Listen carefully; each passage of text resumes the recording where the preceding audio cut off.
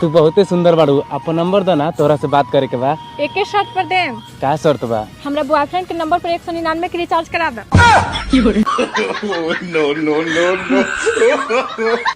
ए जी, एक बार मेला में ना हम झूला पर झूलो। ठीक बा, तू झूला के चक्कर लगाई है, तब तक हम कोनो माल के चक्कर लगा के आ जाए। क्या कहले है? कुछ ना हम कह ना कि तू जब तक झूला के चक्कर लगेबू ना तब तक हम मेला के एक सुना, तेरा कल मेला घुमा लिया चलम। आज रात ही से ना मेकअप करे शुरू कर दिया। वो का है जी? अब तोरा मेकअप करे में तो 8-10 घंटा लग जाला।